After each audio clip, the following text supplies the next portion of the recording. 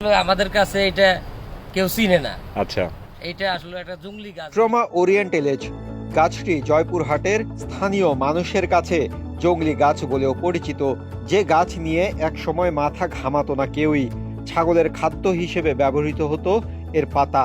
উচ্ছিষ্ট হিসেবে ধরে নেওয়া এই গাছের কাঠ এখন দেখাচ্ছে উত্তরের মানুষদের নতুন সম্ভাবনা। এই কাঠ দিয়ে তৈরি হচ্ছে উন্নত মানের টেনিস ব্যাট। বিশ্বের অন্যান্য দেশে তৈরি ব্যাটের চাইতে এর মান ভালো বলে দাবি সংশ্লিষ্টদের। পাইলট প্রজেক্টে মিলছে ব্যাপক সাড়া। রাহুক একটা গবেষণা সংস্থা। আমরা মূলত আমাদের গ্রাম অঞ্চলের প্রত্যন্ত অঞ্চলের মানুষের ব্যবসায়িক সংযুক্তি এবং সংগঠনগুলো নিয়ে কাজ করি। তো সেখানে আসলে এই গাছের আপনার রোপণ, এই গাছের পরিচর্যা, কারণ এটা তো মূলত একটা জংলি গাছ। এই গাছের আসলে এখন পর্যন্ত ফর্মাল প্ল্যান্টেশন কোথাও হয় নাই।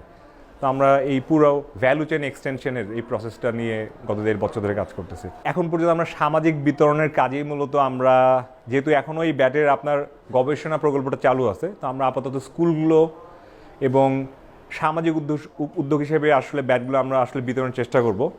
তো একই সাথে আসলে এটার এমন একটা মডেল আমরা চিন্তা করছি যে আপনি চাইলে আপনার স্কুলকে 3টা ব্যাট আপনি হয়তো গিফট করতে পারেন, এবং সেজন্য ব্যাটটার প্রাইস যাতে একটা সহনশীল জায়গায় থাকে, ওটা আমাদের একটা চেষ্টা। দ্বিতীয় চেষ্টা যে এই ধরনের ব্যাট কিন্তু আসলে ভারত পাকিস্তান থেকে আমরা মূলত আমদানি করি। তো একই মানের ব্যাট যদি বাংলাদেশে আমরা তৈরি করতে পারি, তাহলে কিন্তু আমরা মোটামুটি অর্ধেক খরচে আসলে ওই জায়গায় একটা কিন্তু ভালো পণ্যের প্রতিস্থাপন হয়। এখনো পুরোপুরি বাণিজ্যিকীকরণের পথে হাঁটেনি নির্মাতারা। প্রথম লক্ষ্য পাইলট প্রকল্পের শেষ প্রান্তে গিয়ে এর বাণিজ্যিক বিকাশ নিয়ে গবেষণা করা। এর ফলাফলের উপর ভিত্তি করে নেওয়া হবে পরবর্তী পদক্ষেপ, যেখানে দেশের উত্তরাঞ্চলে ব্যাপক কর্মসংস্থান সৃষ্টির লক্ষ্য সংশ্লিষ্টদের। বন্যার সময় মূলত একটা দুর্যোগ প্রতিরোধী একটা উদ্যোগ আমাদের আছে, তুফান।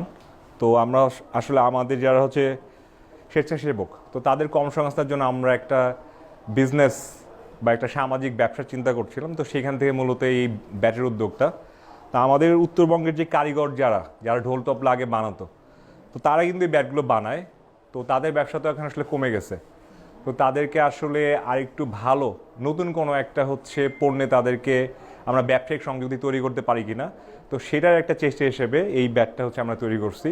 এবং এটা কিন্তু বানাইছে হচ্ছে আমাদের উত্তরবঙ্গের যারা আগে ঢোল তবলা বা মিউজিক্যাল ইনস্ট্রুমেন্ট বানাইতো, সেই ধরনের কারিগররা। কাঠটাকে স্থানীয়ভাবে অনেকে অনেক নামে ডাকে, যেমন জীবন কাঠ বলে, তারপর ঝিকা গাছের কাঠও অনেকে বলে। আমাদের নর্থ বেঙ্গলে এই কাঠটার নাম হচ্ছে সুংসুঙি, আর এটার বৈজ্ঞানিক নাম হচ্ছে ট্রেমা ওরিয়েন্টালিস। এটা প্লেউড হিসাবে সারা পৃথিবীতেই খুবই জনপ্রিয় একটা কাঠ, এবং ইংরেজি থেকে বলে গান পাউডার ট্রি। এখনই বাণিজ্যিকভাবে উৎপাদনে না গেলেও ব্যাট ও এর কাঁচামাল নিয়ে আরও গবেষণার পর পরবর্তী কর্মপরিকল্পনা সাজাবে নির্মাতা প্রতিষ্ঠান ডাহুক।